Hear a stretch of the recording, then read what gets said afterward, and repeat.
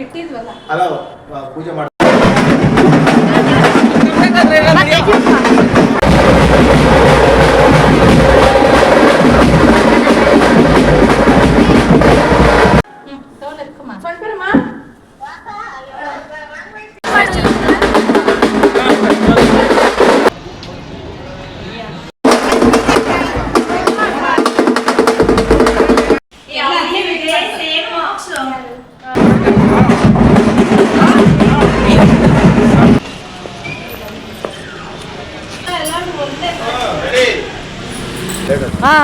ಅವ್ರ ಗಾಡಿ ತಿರ್ಗಿಸ್ಲಿ.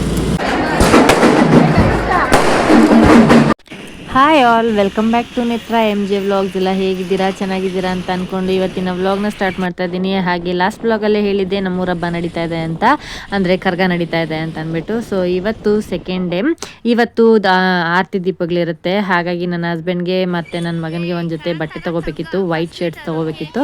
ಹಾಗಾಗಿ ಶಾಪಿಂಗ್ ಎಲ್ಲ ಮುಗಿಸ್ಕೊಂಡು ರೆಡಿ ಆಗಿಬಿಟ್ಟು ಮತ್ತೆ ಇವಾಗ ನಮ್ಮ ಬಾವನ ಮನೆ ಹತ್ರ ಬರ್ತಾ ಇದ್ದೀವಿ. ಬರೋ ಅಷ್ಟೊತ್ತಿಗೆ ನಮ್ಮ ದೊಡ್ಡ ಬಾವನ ಮಗಳು ಹಾಗೆ ಅವರ ದೊಡ್ಡಮ್ಮ ಮಗಳು ಇಬ್ಬರೂ ದೀಪಗಳು ಹೊರೋದಕ್ಕೆ ರೆಡಿಯಾಗಿದ್ದರು. ಹಾಗೆ ನಾನು ಹೇಳಿದ್ದೆ ಲಾಸ್ಟ್ ಬ್ಲಾಗಲ್ಲೇ, ಈ ವರ್ಷ ನಾನು ದೀಪಗಳನ್ನ ಮಾಡ್ತಾ ಇಲ್ಲ, ಬರೋ ವರ್ಷ ದೀಪಗಳನ್ನ ಮಾಡ್ತೀನಿ ಅಂತ.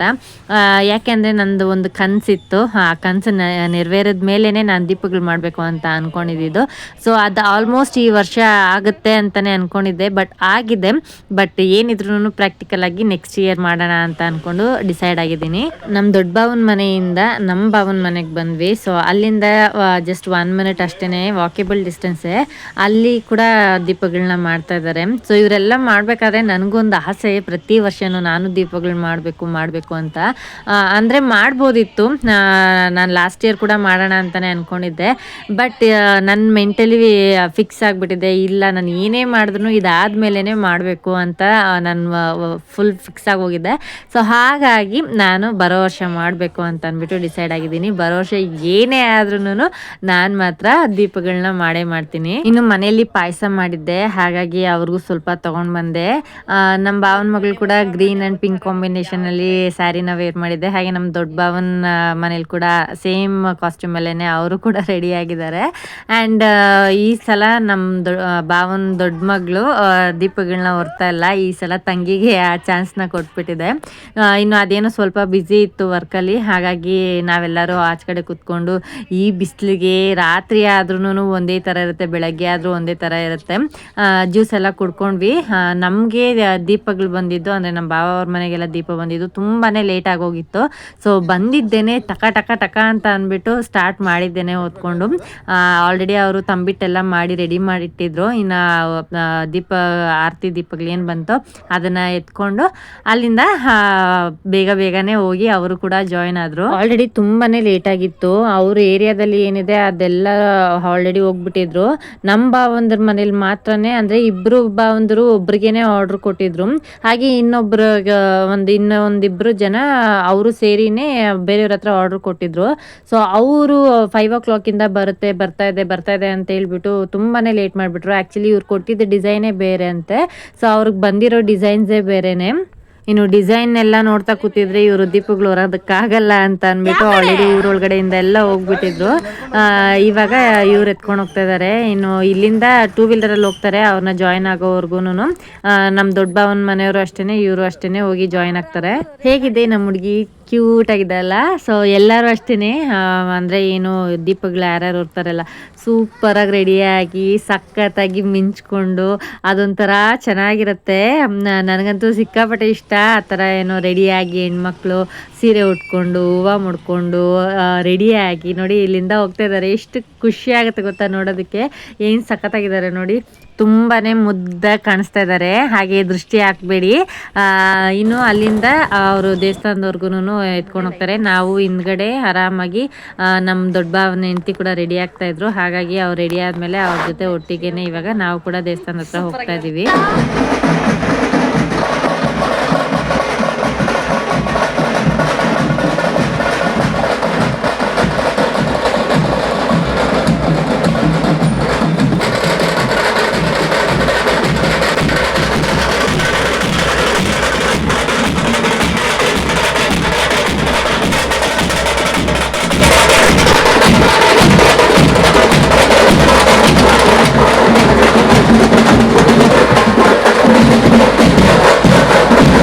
ಅವರೆಲ್ಲ ಹೋದ್ಮೇಲೆ ನಾವು ಅಕ್ಕ ಎಲ್ಲ ರೆಡಿ ಆಗಿಬಿಟ್ಟು ಬರೋ ಅಷ್ಟೊತ್ತಿಗೆ ಅವರೆಲ್ಲ ಒಂದು ರೌಂಡ್ ಹೋಗಿ ಬಂದಾಗಿತ್ತು. ಸೊ ಈ ವರ್ಷ ಅಂತೂ ಸಿಕ್ಕಾಪಟ್ಟೆ ದೀಪಗಳನ್ನ ಮಾಡಿದರು. ಅದರಲ್ಲೂ ತುಂಬ ಡಿಸೈನ್ ಆಗಿರೋ ಅಂಥದ್ದು ತುಂಬಾ ಚೆನ್ನಾಗಿರೋ ಅಂಥ ದೀಪಗಳನ್ನ ನೋಡಿ ಎಷ್ಟು ಸಖತ್ತಾಗಿದೆ ಅಲ್ಲ. ತುಂಬ ಚೆನ್ನಾಗಿರೋ ಅಂಥ ದೀಪಗಳನ್ನೆಲ್ಲ ಮಾಡಿದರು.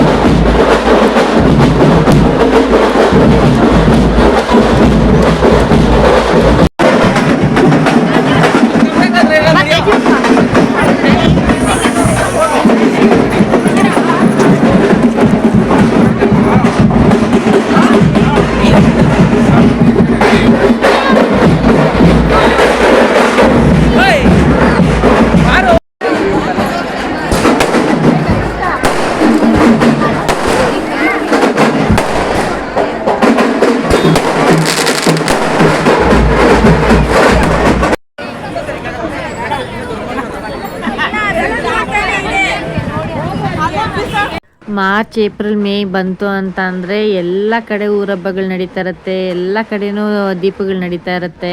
ಅಣ್ಣಮ್ಮ ದೇವಿದು ಕರ್ಗದ್ದು ಪ್ರತಿಯೊಂದ್ರದ್ದು ದೀಪಗಳೆಲ್ಲ ನಡೀತಾ ಇರುತ್ತೆ. ಕೆಂಡಾಯದಿರುತ್ತೆ, ಜಾತ್ರೆ ಇರುತ್ತೆ. ಇದನ್ನೆಲ್ಲ ನೋಡೋದಕ್ಕೆ ಒಂಥರ ಚೆನ್ನಾಗಿರುತ್ತೆ, ಸಿಕ್ಕಾಪಟ್ಟೆ ಖುಷಿ ಆಗುತ್ತೆ.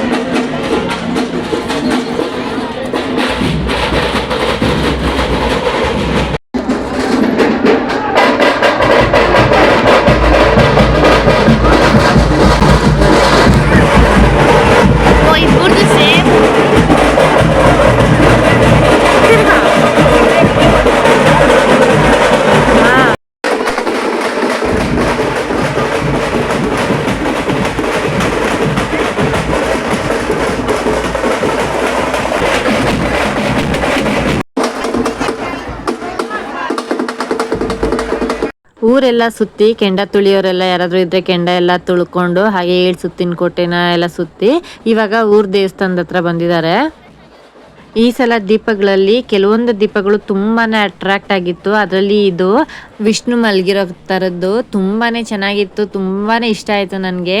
ಹಾಗೆ ಇನ್ನೂ ಒಂದು ಬಂದು ಈ ಥರ ಗೌರಿ ದೀಪಗಳನ್ನ ಇಟ್ಕೊಂಡಿರೋ ಥರ ಈ ಥರದ್ದು ಸಾಕಷ್ಟು ವೆರೈಟಿ ದೀಪಗಳೆಲ್ಲ ಬಂದಿತ್ತು. ತುಂಬಾ ಚೆನ್ನಾಗಿತ್ತು.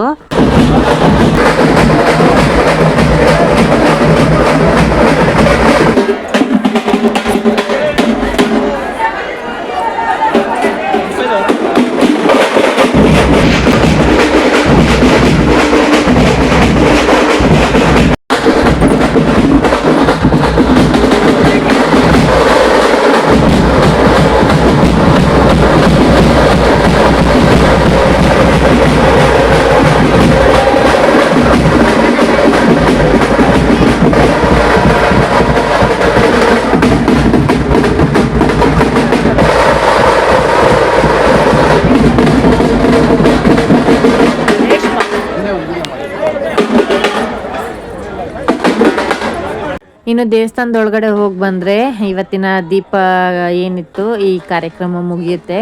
ಸೊ ಇದಂತೂ ನನಗೆ ತುಂಬ ಅಂದರೆ ತುಂಬ ಇಷ್ಟ ಆಯಿತು. ವೆಂಕಟೇಶ್ವರಂದು ನೋಡಿ ಏನು ಒಳ್ಳೆ ಪಲ್ಲಕ್ಕಿಯಲ್ಲಿ ವೆಂಕಟೇಶ್ವರನ ಕೂರಿಸ್ಕೊಂಡು ಬಂದಂಗಿದೆ. ಸಿಕ್ಕಾಪಟ್ಟೆ ಚೆನ್ನಾಗಿದೆ, ತುಂಬ ನ್ಯಾಚುರಲ್ ಥರನೇ ಇತ್ತು. ಸೊ ಇನ್ನು ದೇವಸ್ಥಾನದೊಳಗೆಲ್ಲ ಹೋಗಿ ಬಂದರು. ಸೊ ಕೆಲವೊಂದು ಫೋಟೋಸ್ ಎಲ್ಲ ತೆಗೆಸ್ಕೊಂಡು ಅಲ್ಲಿಂದ ಇವಾಗ ನಾವು ಮನೆಗೆ ಹೋಗೋದು ಅಂತ. ಸೊ ಇವತ್ತಿನ ಈ ವ್ಲಾಗ್ ಹೀಗಾಯಿತು. ಈ ವ್ಲಾಗ್ ಇಷ್ಟ ಆಗಿದೆ ಅಂತ ಅಂದ್ಕೊಂಡಿದ್ದೀನಿ. ಇಷ್ಟ ಆದರೆ ಲೈಕ್ ಮಾಡಿ, ಶೇರ್ ಮಾಡಿ. ಯಾರೆಲ್ಲ ಇನ್ನೂ ನನ್ನ ಯೂಟ್ಯೂಬ್ನ ಸಬ್ಸ್ಕ್ರೈಬ್ ಮಾಡ್ದಿರಾ ನೋಡ್ತಾ ಇದ್ದೀರಾ ದಯವಿಟ್ಟು ಸಬ್ಸ್ಕ್ರೈಬ್ ಮಾಡ್ಕೊಳ್ಳಿ. ಹಾಗೆ ಫೇಸ್ಬುಕ್ಕಲ್ಲಿ ನೋಡ್ತಾ ಇದ್ದರೆ ಫಾಲೋ ಮಾಡ್ಕೊಳ್ಳಿ. ಮತ್ತೆ ಮುಂದಿನ ವ್ಲಾಗ್ ಜೊತೆ ಸಿಗ್ತೀನಿ. ಅಲ್ಲಿವರೆಗೂ take care, bye. Thank you for watching.